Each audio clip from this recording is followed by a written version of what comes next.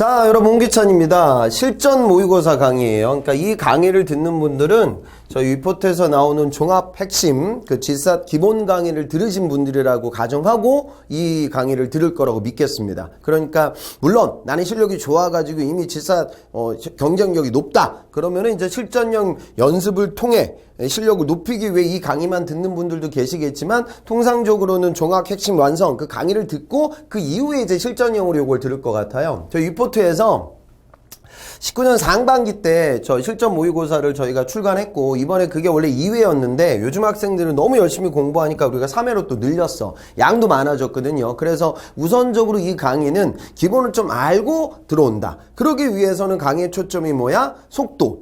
그러니까 그 기본서는 내가 이제 정확하게 종합 핵심 완성은 이론은 이해하고 완벽하게 맞춘다, 이런 식의 개념이라고 하면, 여기는 철저하게 시간을 세이브하고 정확하게 문제를 맞춘다, 이런 컨셉에 맞춰서 제가 강의하도록 할게요. 그래서 여러분들 듣기 전에 미리 3회분을 다 풀어도 좋고, 근데 3회분을 다 푼다기보다는 그런 학습법이 좋을 것 같다. 1회를 한번 풀고 강의를 듣고, 그 다음에 또 2회를 풀고 강의를 듣고, 이렇게 3번 정도 진행하게 되면 확실히 여러분들 실력이 올라갈 것 같아요. 그래서 그렇게 저희가 강의를 진행하도록 할게요. 자, 그래서 오늘은 OT인데 간단한 내용들 좀 몇 가지 어느 정도는 알 거라고 믿겠지만, 우선은 언어는 뭐 30문항, 뭐 25분 이렇게 쭉쭉 나오는데 기본은 여러분도 알 거라고 믿고요. 언어 같은 경우에는 뭐의 적절성이나 맥락의 이해, 지금 19년 상반기 같은 경우에는 언어의 난이도가 좀 올라갔어. 그래서 여러분들이 평상시 보지 않았던 뭐 예술 지문, 문학 지문 뭐 이런 게 나왔으니까 난이도가 높은 컨텐츠 내용들을 우리 책을 통해서 여러분들 함양하고 독해 속도를 높이기 위해서 노력을 했으면 좋겠어요. 수리 같은 경우도 저희가 이번에 모의고사에 19년 상반기 때 나왔던 기출들을 좀 제법 많이 넣어놨어. 그래서 실제로 출제됐던 문제들을 시간 재고 풀어보면서 방정식문 때 5문제는 딱 패턴이 정해져 있거든요. 그 내용들도 정확하게 익히고, 그 다음에 자료 해석 나와 있는 부분들도 속도감 있게 우리가 공부를 하자고요. 추리 같은 경우도 제가 강의를 할 때 기본서보다는 조금 더 쉽게, 그러니까 문제를 어쩔 때는 끝까지 다 봐야 되지만 끝까지 안 보고 마킹할 수 있는 그런 스킬들이 있거든. 시각적 사고도 마찬가지야. 종이 접기 문제도 다 그리는 문제도 있어. 하지만 마지막에 있는 파티클을 활용해가지고 조금 더 쉽게 초일스할 수 있는 그런 문제들도 있고, 전개도 문제도 여러분들 좀 적층법이라든가 넘버링을 통해서 시간을 세이브하는 게 스킬이 중요하거든요. 그 부분 위주로 제가 강의를 하도록 할게요. 요게 지금 19년 상반기, 그러니까 모의고사를 지금 여러분들 풀고 있는 분들은 과연 내가 붙을 수 있을까 이런 생각을 많이 할 텐데, 실제로 제 학생들한테 한번 후기를 받아봤어요. 그 GSAT을 뚫은 친구들인데, 그 친구들 중에 영역별로 못 푼 문제가 어떻게 되냐, 그러니까 시각적 사고는 거의 다 풀었단 말이죠. 그래서 그 이유가 여러분들 풀고 있는 문제, 사실 우리 봉투 모의고사도 그 난이도가 좀 높여놨어요. 여러분들 연습을, 그러니까 이거 푸는 친구들은 어느 정도 되는 친구들이니까 난이도는 높여놨는데, 실전 가보면 아주 그렇게 까다로운 쉐입의 파티클들이 보이지는 않아요. 그래서 실전 가보면 더 많이 맞출 수 있다, 요걸 생각을 하시고, 하지만 우리는 연습은 항상 조금 난이도 있는 수준으로 그렇게 저희가 문제도 냈고 강의도 진행하도록 할게요. 그래서 지금 중요했던 게 결국 이제 추리 같은 경우에서 못 풀었던 문항 숫자를 봤을 때, 여기 파란색이 한 3개 정도 되니까 3개, 4개, 5개 이렇게 좀 못 풀었던 친구들이 시각적 사고보다는 추리가 많았고, 그 다음에 또 수리도 이제 많았죠. 그래서 이 두 부분이 핵심이 돼요. 근데 예전 같은 경우에는 언어도 제법 많이 풀었는데, 요거 숫자를 보면 확실히 이번에 언어 난이도가 올라갔다, 요거는 좀 확인했으면 좋겠어요. 그래서 그 부분에 맞춰서 여러분들 준비를 하신다라고 보고, 지금은 여튼 시간적으로 푸는 게 중요하니까요, 최대한 많이 맞출 수 있게끔 여러분들 노력을 하셔야겠죠. 내가 풀었는데 틀린 문제가 어떻게 되냐, 그 기억이 나지 않는다는 친구도 사실 많아. 그런데 확실히 시각적 사고는 하나도 다 맞췄다, 이렇게 얘기했던 비중이 좀 높았고요. 그 다음에 추리나 수리나 언어로 가게 되면 그 비중이 좀 줄어들고 있죠. 그래서 통상적으로 지금 그래프가 높은 게 요 정도 숫자, 한 2개 정도. 그래서 사람들마다 좀 차이가 있겠지만 대부분의 영역에서는 여러분들 시험 보고 나서 이 정도로 내가 영역별로 몇 개 못 풀었고, 풀었던 문제 중에서는 한 2개 정도? 뭐 이 정도 나 틀린 것 같다, 이런 감이 오는 친구들이 결국 합격을 하더라고요. 그래서 그 정도 수준에 맞춰서 여러분들도 모의고사 풀고 여러분들 시험장에 가시는 거죠.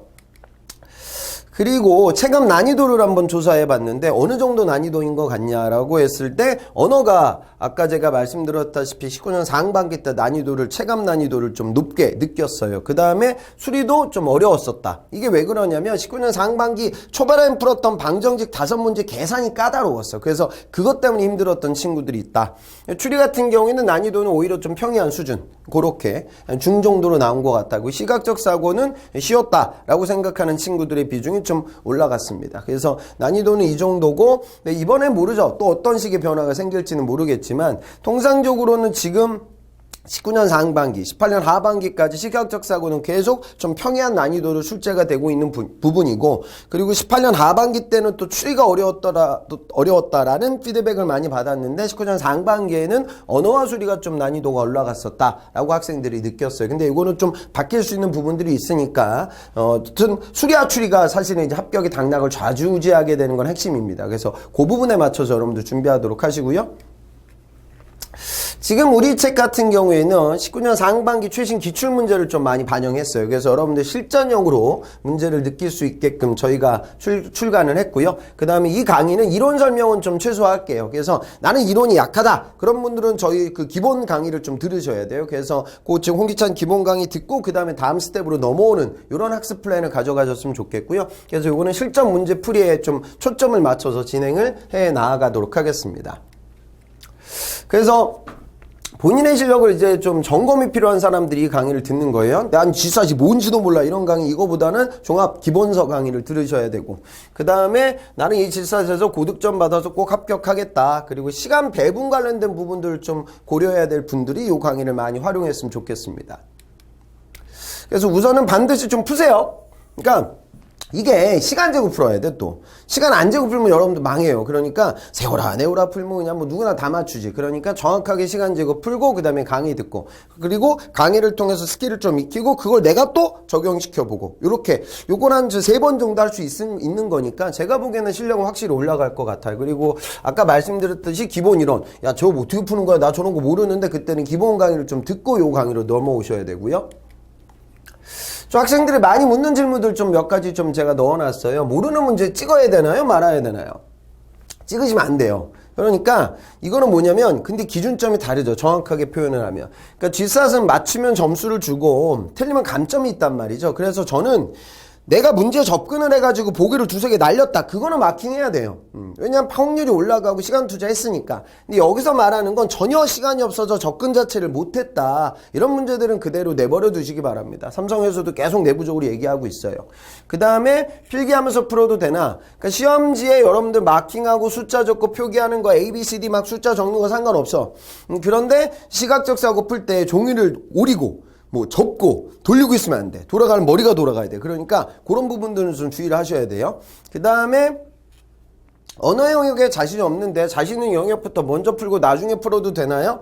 그러니까 제가 실제로 그 고사장에서 감독하는 제 학생들한테 들어보면, 합격했던 친구들이 보면은 이제 자주 발생되는 부정행위가 영역을 넘어가는 친구들이 있대요. 그래서는 안 된다. 그러니까 그 시간 내에서는 영역 내에서 문제를 왔다 갔다 해서 푸는 건 문제가 없지만 다른 영역으로 넘어가는 건 부정행위니까 이건 좀 주의를 하셔야 돼요. 삼성은 그 어플리케이션도 개발해서 그 감독 어플 깔고 또 그 사람들이 들어와요. 그래서 정확하게 여러분들 관리 감독하니까 가이드라인은 정확하게 지켜주셔야 됩니다.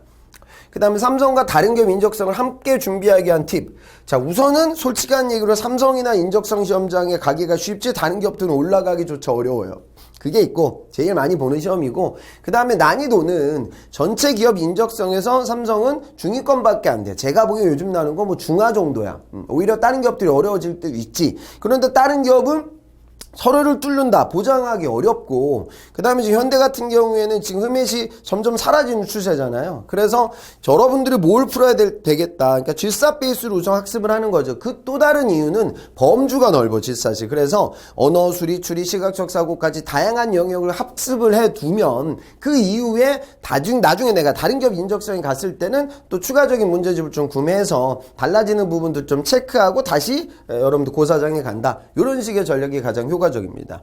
그 다음에 교재가 실제 기출 난이도보다 어렵다고 하는데, 예, 맞습니다. 좀 어렵게 저희가 출간했어요. 그런데 시험 직전에 또 쉬운 걸로 풀다가 시험장에 가보면 어려워지면 더 당황하니까 조금 더 복잡한 추리, 논리게임, 조건 추리, 그 다음에 복잡한 그림들을 보다가 시험장에 가서 간단해 보이는 문제를 보고 마킹한다. 이런 전략을 짜셨으면 좋겠습니다. 그래서 개괄적으로 뭐 주의해야 될 부분들 다 아시는 분들 많으시겠지만 한번 정리해 봤고요. 자, 이제는 이 모의고사 강의가 어떻게 흘러가야 되는지 이제 알았으니까 바로 시간 재고 푸는 거야.